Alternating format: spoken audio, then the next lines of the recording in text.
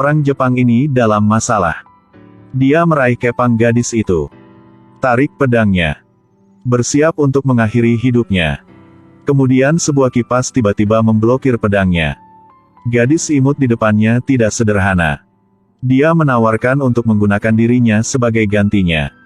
Orang Jepang langsung heboh. Gadis itu perlahan mendorongnya ke sebuah gang. Sedetik kemudian, dia adalah vampir tercantik di Korea, Han Yina. Dia punya satu hobi. Hanya menghisap darah orang jahat. 100 tahun telah berlalu dalam sekejap mata. Karena ada kehidupan tanpa akhir. Uang di matanya hanyalah sebuah nomor. Karena itu sangat membosankan. 3 saudara perempuan membuka toko pakaian. Suatu hari Yina mencium aroma yang familiar. Ternyata seorang pria tangannya terluka. Sudah lama sejak dia meminum darah manusia. Yina agak tidak kendali.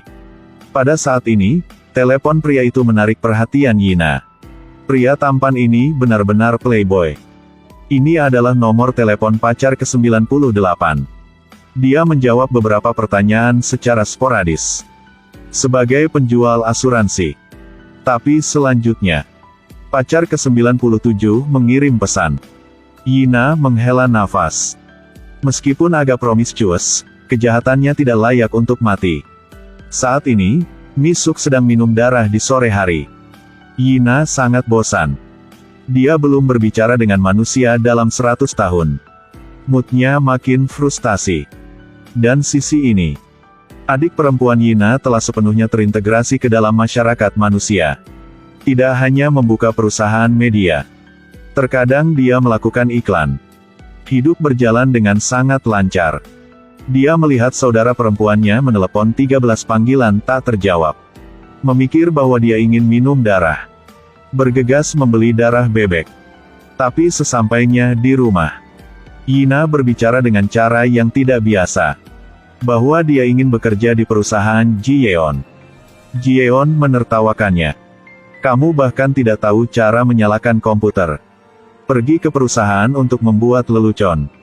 Ejekan Ji-yeon membuat Yina tak bisa tenang lagi. Dia membuat keputusan. Dia ingin menjadi terkenal. Dia sewenang-wenang memposting selfie di media sosial. Tapi Yina meremehkan pesonanya. Hanya dalam satu malam, dia melakukan pencarian panas. Hanya satu foto yang membuatnya menjadi selebriti. Yina akhirnya menemukan sedikit rasa keberadaan. Dia segera memanfaatkan kesempatan itu. Foto yang baru saja diposting segera menerima suka yang tak terhitung jumlahnya. Fans memujinya secantik peri. Tapi dia tidak bisa lebih bahagia selama lebih dari 3 detik. Satu komentar tidak ramah membuat semua orang menjadi hiruk-pikuk. Bilang bahwa jika dia mematikan efeknya, itu akan sangat buruk. Sebagai vampir selama lebih dari 800 tahun. Yina dikutuk untuk pertama kalinya. Dia langsung memposting alamatnya. Katakan pada orang itu untuk datang dan melihatnya dengan mata sendiri. Tak lama kemudian, memang benar ada pelanggan aneh yang datang ke toko. Selalu diam-diam mengevaluasi Yina. Yina menebak orang yang mengutuknya. Dia perlahan mendekat. Bagaimana perasaanmu? Cantik atau tidak? Dia disuruh tutup mulut. Hanya harus melarikan diri. Tapi Yina berpikir gadis ini tidak jahat. Dia berteleportasi di depan gadis itu. Takut sekali. Apakah kamu tidak datang menemuiku? Kenapa kamu pergi? Gadis itu tampaknya memiliki semacam dendam terhadap wanita cantik. Yina tidak mengerti.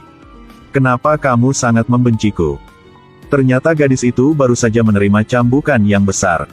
Karena tidak cantik. Dia belum pernah diurus. Tapi begitu dia tidak sengaja memposting foto yang diedit di media sosial, langsung mendapat banyak suka. Dan itulah mengapa itu sedikit terkenal. Sahabatnya tahu, jadi dia cemburu. Posting foto wajahnya yang telanjang secara online. Jadi citranya langsung rusak.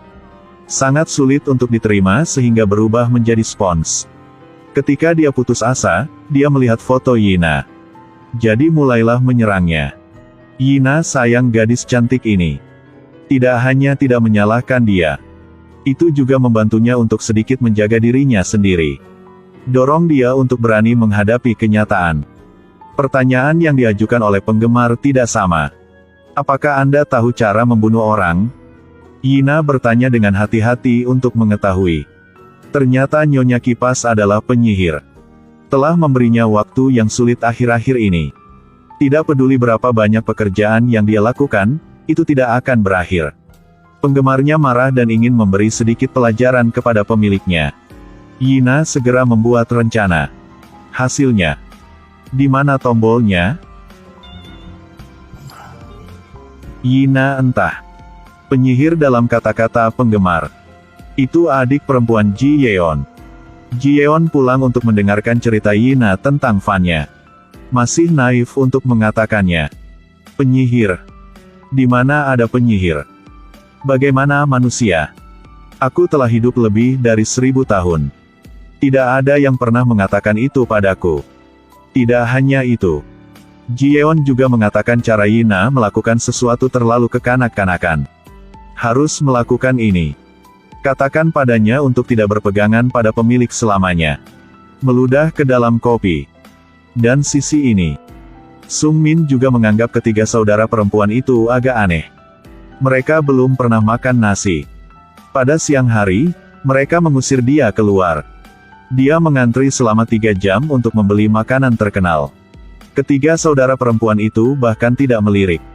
Sung Min entah. Mereka hanya tertarik pada satu hal. Itulah darah. Mengingat wajah Yina yang selalu muda. Hati Sung Min langsung mendidih. Jadi dia mulai mencari di internet untuk semua berita yang berhubungan dengan Yina. Hasilnya, dia menemukan beberapa petunjuk. Pada tahun 1934 Yina membuka sebuah hotel. 1971 karena memakai rok yang terlalu pendek dianggap merusak adat dan tradisi. Dan diterbitkan di surat kabar sebagai contoh buruk. Yina bahkan berpartisipasi dalam kompetisi menyanyi Korea pertama. Tapi Sung Min masih agak skeptis. Karena orang-orang ini memiliki wajah yang sama tetapi nama yang berbeda. Sampai dia melihat gambar ini. Tato yang sama persis di kakinya membuat Sung Min yakin ini Yina. Sung Min menemukan rahasia yang mengejutkan. Keesokan harinya, dia berjalan menuju Yina dengan bunga. Dia yakin 100%. Wanita ini. Sebagai penjelajah waktu. Pemikiran aneh ini adalah sesuatu yang tidak bisa dipikirkan oleh orang biasa. Yina sendiri tidak memberikan penjelasan yang sempurna ini. Pikirkan saja tubuhnya yang dingin. Hati Yina sakit sekali. Kenangan dari kehidupan masa lalu terlintas di masa lalu. Hati Yina berdebar lagi. Ketika dia berakhir dengan Sung Min. Seorang gadis kecil mendorong pintu masuk. Gadis kecil itu ingin membeli pakaian untuk ibunya. Sudah terlambat sekarang. Misuk bertanya apakah rumahnya jauh dari sini. Tidak jauh. Berjalanlah selama 2,5 jam akan sampai. Yina tidak khawatir tentang keselamatannya. Bertekad untuk membawanya pulang. Sung Min juga mengambil kesempatan untuk mengikuti. Yina berpikir ini bagus juga. Ketika tidak ada yang tersisa, dia akan menjelaskannya kepada Sung Min. Tapi bawa dia pulang. Kemudian orang yang datang menjemputnya adalah seorang pria yang terlihat sangat berbahaya. Yina terus merasa tidak biasa jadi dia kembali. Tentu saja. Yina mendengarnya meminta uang antara ibu dan putrinya. Ketika membuka mulut saya, itu adalah 3 juta won. Yina membenci tipe pria yang paling menggertak wanita. Dia berada di pintu menunggunya keluar. Memperingatkan dia. Jika kamu tidak ingin mati, tinggalkan rumah ini selamanya. Pria itu tidak mengambil kata-katanya. Jaga dirimu dulu. Kemarahan menyebabkan Yina menunjukkan giginya yang tajam.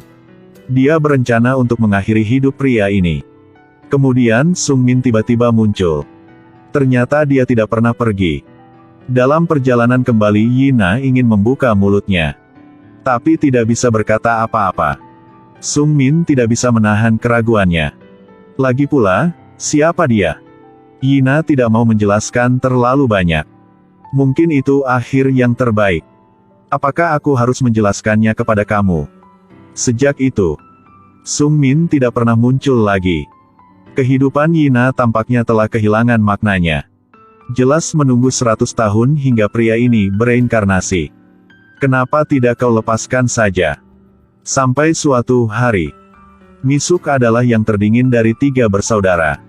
Namun dia punya teman manusia. Yina tiba-tiba menyadari. Bahkan jika Sung Min adalah manusia, lalu bagaimana? Cinta mereka adalah yang paling penting. Yina datang untuk mencari Sung Min. Katakan yang sebenarnya dia vampir. Segala sesuatu yang lain diserahkan kepada Sung Min untuk memutuskan sendiri.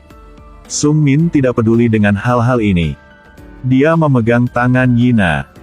Tidak memiliki kehangatan tapi kalian berdua adalah yang paling hangat.